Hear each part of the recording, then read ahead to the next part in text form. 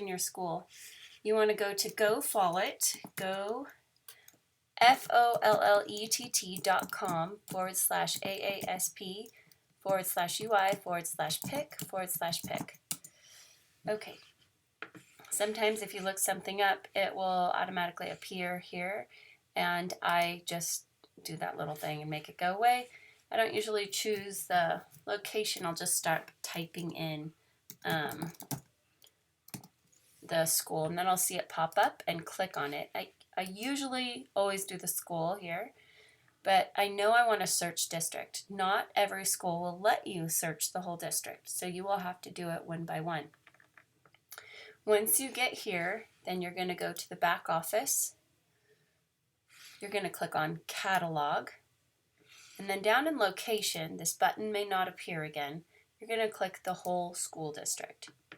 Okay, so now we need the schools to search. So you're going to go to, the books to search, ratedbooks.org. Oh, they're rated books. Okay, ratedbooks.org. And then to get the list, it's in Search. And you're going to open up this spreadsheet. And this is just gives you more information in case you don't know the author that I'm looking for. Okay, so now you're going to get a template to search this for. This is the system I use because I like the end result the best. And it's the ability to, have it listed by school.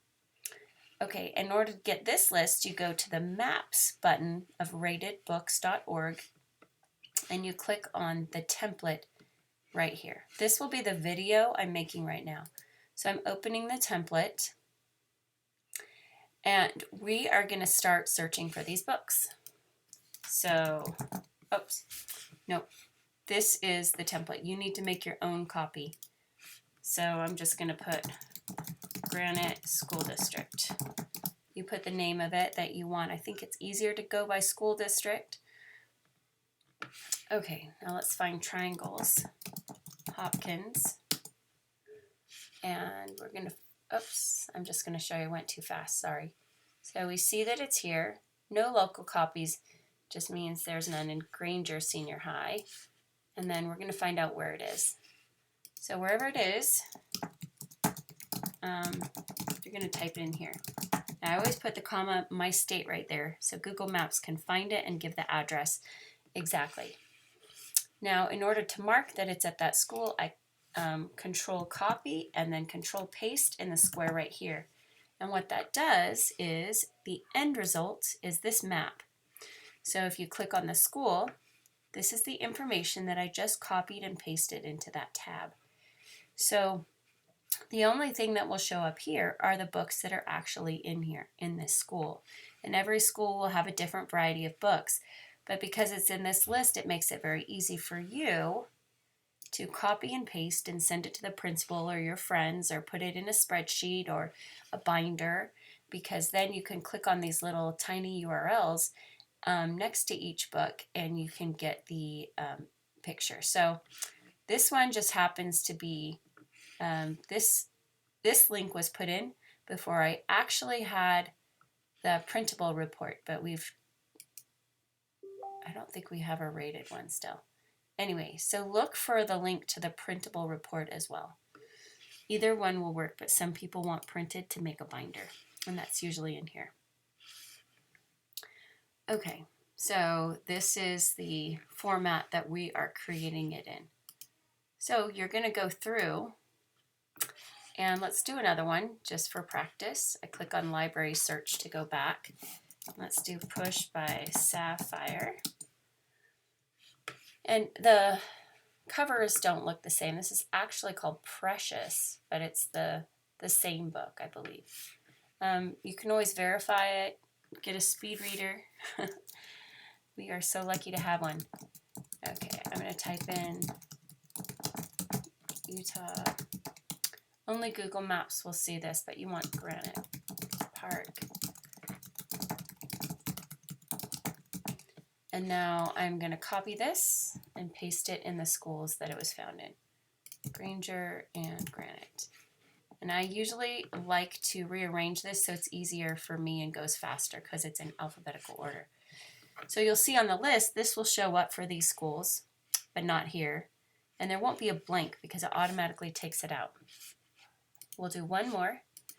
And I just add the schools as I find them. So I don't put the whole thing in. I just do it as I go.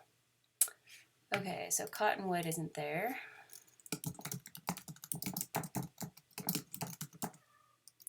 I don't think you want to see me type this whole time, so we'll just pretend. Copy and paste. The other piece of this is you'll notice that I've arranged this so they're all 5s at the beginning, see all 5s. And then we go to 4s, and as we find more books, I will keep putting them in. Now, this list right here only shows 50 columns, not 50 books, because there will be a variety of books. So I think it only goes to about AT. So when we're finished, what I do, let's just pretend this is all done. I'm going to make a copy so that I have a list, rename, full list of all of the books. So if I want to come and research it, let's say they got a new influx of books, and I took this out because they weren't there last month. But this full list is one where I didn't delete the columns. But this list, which is actually what's going to pull to make the map, is where I have deleted the ones that weren't in there. So I'm just going to delete these columns, and that ensures that I just go through delete, delete, delete, delete, delete, that I get more actually showing on this list. Now, I always have stuff that isn't showing. You'll notice right here, like I'm clicking on this, no value, no value, no value. So obviously there's 50, but it only shows up to a certain point because on the preview that everybody sees, they don't show the no value ones. It only shows it here. Okay, so I think this works best for me because it has more flexibility in display to do this. And once you're finished, then you're going to add it into Google My Maps. And you have to make sure that it's in the account that you have the Google My Maps in. So I'm just sharing it with myself so that it's in that account. And now I'm going to go to Google My Maps, my homepage here, and I click on Create a New Map. And what you do is you're going to import your list. I'm going to go to Granite. Oh no, which one am I going to import? I guess it doesn't matter. Oh, this is the one I just made. It will be very sparse. But see, first 50 columns. So I always do school, so the school will be the one that shows. Now it's importing that list. I think I had 3 for each and only 4 of the schools. I usually choose my base map a little less details so it's easier to see. The other thing I do is I make sure that it's numbered so that, you know, you can see what's there. I will also rename this. You can rename it anything you want. I always call it ratedbooks.org so people know they can go there to look things up. This one you could label it Granite School District.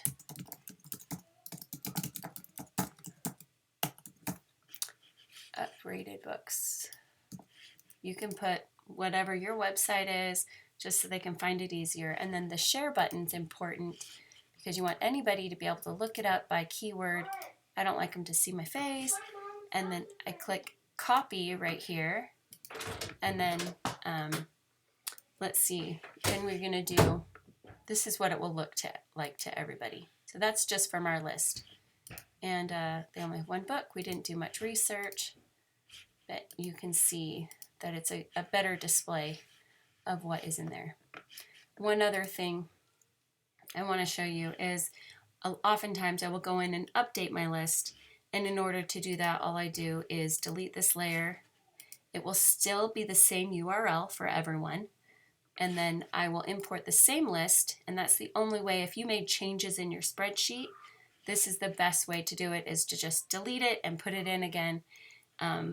maintaining the same URL, so you don't have to republish that. A lot of times also, I will put a list, a URL to how to challenge a book or something helpful right here, so people that find it can use it.